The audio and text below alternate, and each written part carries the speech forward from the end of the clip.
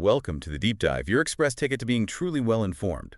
Today, we're doing something a bit different. We're diving straight into a stack of X posts, the ones buzzing right now. Our mission: to pull out the important bits, the insights, the surprising facts hiding in what's trending.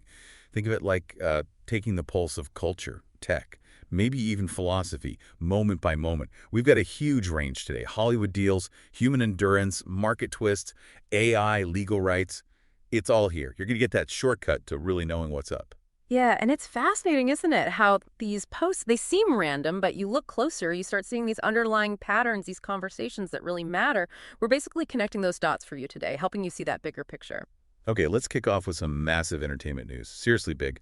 Paramount just inked a 5-year deal, $1.5 billion, with the South Park guys, Trey Parker and Matt Stone. That's for 10 new episodes a year. This popped up from @CultureCrave. I mean, that amount of money is just, wow, eye-watering, right? What makes this deal so huge? It is huge. And it's way more than just the cash. The key thing here is the leverage Parker and Stone had. It goes back to this unique 2007 contract.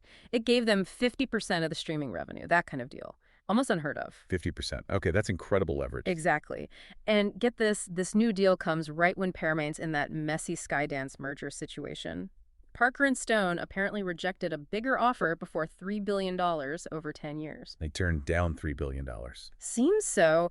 It really shows this power shift happening. Creators, especially ones with this kind of track record and legal muscle, they're calling the shots now.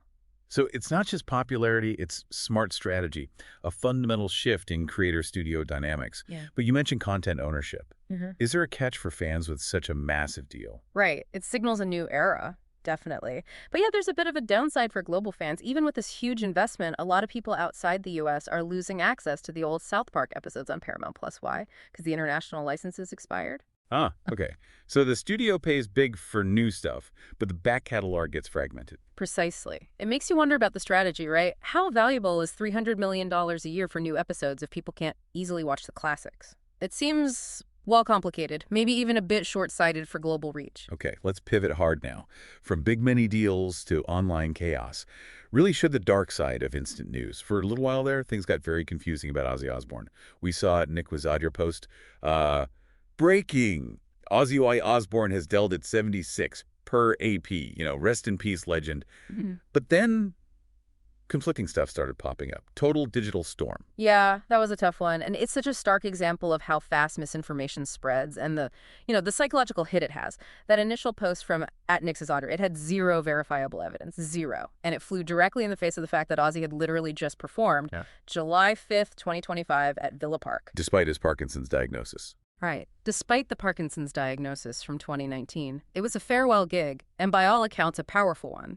But that emotional punch of the headline, it just travels faster than any fact-checking, doesn't it? It really does. So it's not just about getting the facts right later. It's about that initial damage. How quickly a false narrative takes hold. How did the real story finally surface? Well, it sort of trickled out slowly. Posts from accounts like @PopCrave and especially @ColinRugg were key. They shared a confirmed sad news, including the family's official statement. @ColinRugg even gave that really poignant detail about his final performance, singing "Mama, I'm Coming Home" on a bat-themed throne because his mobility was so limited. Wow. That paints a picture. It does. Parkinson's, the spinal injury since 2019, it all adds context. But this whole episode, it's a brutal reminder about celebrity death hoaxes. They happen all the time. And the emotional toll, it just underscores how careful we all need to be with unconfirmed stuff online. Seriously. Absolutely. Okay, shifting gears again to something physically astonishing, almost superhuman, really. @SigsMeg posted this picture. A Sherpa taking a cigarette break at 8,000 meters. That's the death zone, right? Where oxygen is critically low. Here's where it gets really interesting. How is that even possible? Right. It looks completely unbelievable, but it speaks volumes about human adaptation. It's incredible. At 8,000 meters, the oxygen pressure is just drastically low, about 7.5 kPa.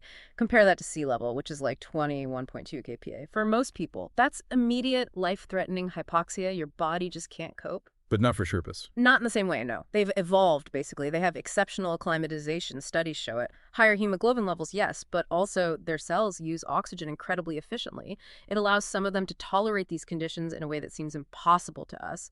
We even have notes from the 1953 Everest expedition mentioning similar things. So their physiology is fundamentally different for that environment. Amazing.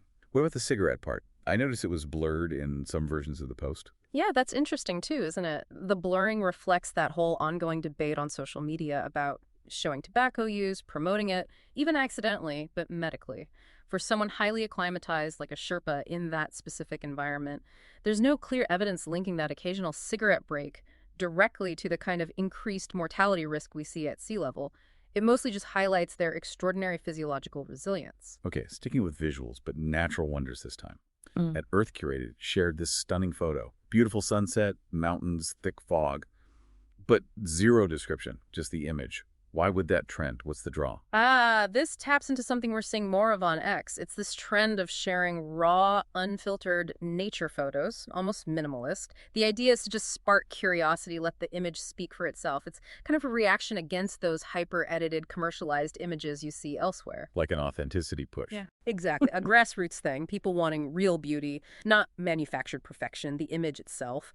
Likely a high-altitude place, maybe the Himalayas, maybe the Andes. You see that kind of fog, orographic fog when moist air gets pushed up mountains. So, beautiful picture, statement about authenticity. Is there maybe even more to it? Actually, yeah. There's a cool connection here. The aha moment, maybe. This kind of visual aligns with this rare global weather thing happening this summer. NASA's 2025 climate data shows increased cloud cover and fog in many areas linked to a weaker jet stream. So it's not just a pretty picture. It might be a subtle visual reflection of our changing climate making these scenes, well, more common or pronounced. Nature's beauty and environmental shifts intertwined. Wow. Okay, let's dive into crypto now. Big news there. At Watcher Guru reported, just in. TPCOC approves conversion of Bitwise 10 crypto index fund into an ETF, and the list of cryptos is pretty broad. BTC, ETH, XRP, SOL, ADA, SCY, LTC, DOT, Link, AVX. That's not just Bitcoin. What's the significance here? Oh, this is definitely a landmark moment. Historic, even, for crypto moving into mainstream finance. The really key takeaway is the inclusion of altcoins. Things like XRP, Solana, SOL, Cardano, ADA. Some of these have faced legal heat in the past, right? So including them in an SEC-approved ETF, that signals a potential shift, maybe a thaw in the regulatory climate towards a broader range of digital assets. So more than just Bitcoin and Ethereum finally getting the green light in this format. Exactly. Now, don't get me wrong. The weighting is still heavily skewed towards Bitcoin and Ethereum. Their market caps are huge. Institutions feel safer there, liquidity, security. But just opening the door to this diverse basket, including those altcoins, it's a big symbolic step for the industry. Okay, a big step. But were there any immediate hiccups? Or smooth sailing after approval? Well, not quite smooth sailing. We saw an immediate pause in trading right after the approval. That's actually consistent with what happened with previous crypto ETF approvals. It basically shows the SEC is still cautious. They have ongoing concerns about market manipulation, liquidity, you name it. Studies even suggest you might see volatility spikes right after these kinds of approvals. So yeah, big milestone for access, but the regulators are still keeping a very close eye on things. Got it. Caution mixed with progress.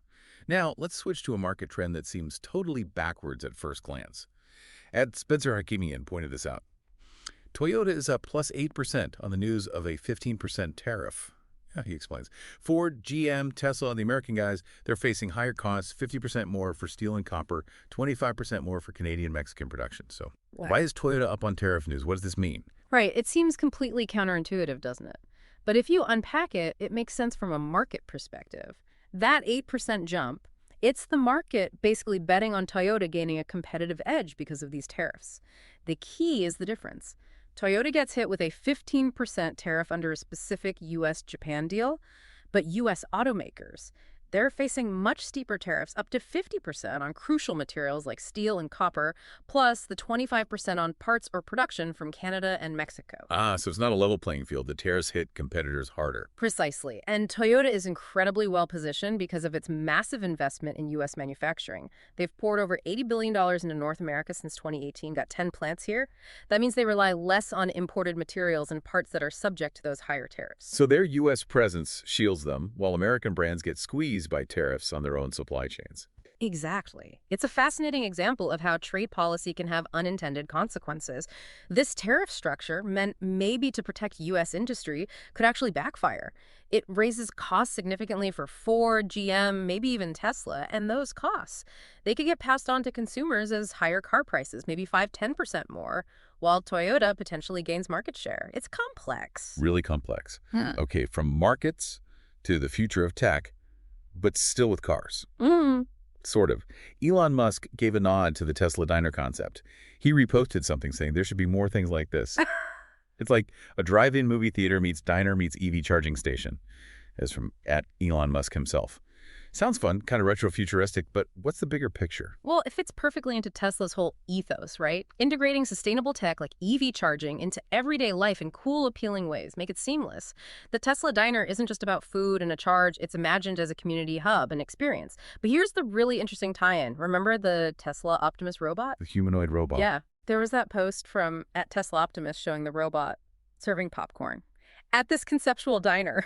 No way. Okay, so robots are part of this diner vision too. What does Optimus serving popcorn really tell us? It's a glimpse into Musk's broader vision. Robots not just in factories, but helping with everyday tasks. Consumer-facing roles. Think about the precision needed to handle popcorn without crushing it. It hints at the AI and dexterity they're developing. Tesla's aiming for limited production of Optimus by 2025. That's soon. It suggests they see robotics revolutionizing way more than just cars, logistics, hospitality, maybe even homes. It's about building that whole ecosystem. An ecosystem with robots serving snacks. Okay. Let's shift gears again into political commentary online. Always a hot zone. Donald J. Trump Jr. shared a Fox News graphic. It showed 2028 presidential betting odds. Donald Trump and Kamala Harris were both listed at 4%. His comment was, LOL, Trump has equal odds as Kamala for 2028 here. He found it hilarious, suggesting a constitutional amendment for a third term was as likely as Harris winning nationally. Right. So first things first with these kinds of posts. Early political betting markets. Highly speculative. They often reflect current sentiment, media buzz, maybe wishful thinking, more than any real predictive power years out. And the core legal reality here is the 22nd Amendment to the Constitution. It flat out limits presidents to 2 terms. So constitutionally, a third term for Trump is, well, not really on the table. Extremely improbable is putting it mildly. Okay, so the constitutional hurdle is massive, regardless of betting odds or online commentary. What about Harris's odds being that low, according to this graphic? What might that reflect? It could reflect a few things, maybe current polling, maybe lingering perceptions from the 2024 campaign cycle. It's hard to say definitively. But the crucial thing to remember is just how much can change in politics over 4 years. It's an eternity. And that mention of a constitutional amendment for a third term.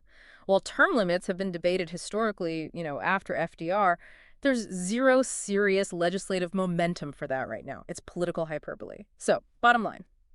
View these early odds and the commentary around them with a huge grain of salt.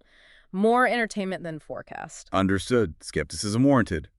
Now let's turn to a very different kind of trending video. More contentious, in a way. At Millerlith Show shared this clip, a guy entering the U.S. refusing to answer any questions from Border Patrol. He kept asserting his Fourth Amendment rights. Sparked a lot of online debate. What's the actual legal situation there? Yeah, this kind of video touches on a really common point of confusion. People's rights at a port of entry are different than, say, during a traffic stop inside the country. The Fourth Amendment protects against unreasonable searches and seizures, absolutely. But at the border, or ports of entry like airports, Customs and Border Protection CBP officers have broader authority under the law. Broader how? So is the person in the video right to just refuse all questions based on the Fourth Amendment?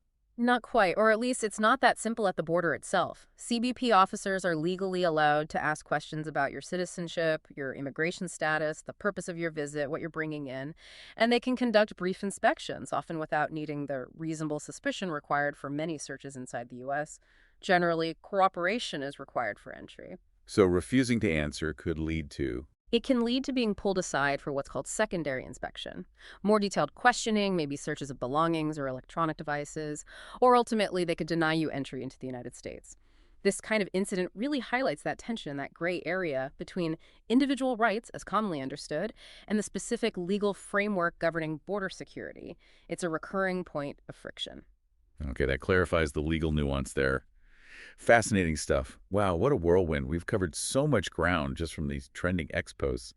Media deals, shifting power, incredible human limits being pushed, weird market reactions, the future with AI and robots, even tricky legal rights at the border. It really shows you, doesn't it? Even these short, fleeting online posts, they can be doorways, windows into much bigger, deeper conversations about technology, society, our world. If you know how to look, how to connect the pieces, it's about finding the signal in all that noise online. Absolutely. So here's something for you to think about after listening today. What does this constant flood, this daily buzz of information on platforms like X actually mean for how you understand the world? And maybe more importantly, what responsibility comes with consuming all this immediate, diverse, sometimes conflicting info? How do you filter it? How do you process it? Something to mull over. Thanks so much for joining us on this deep dive today.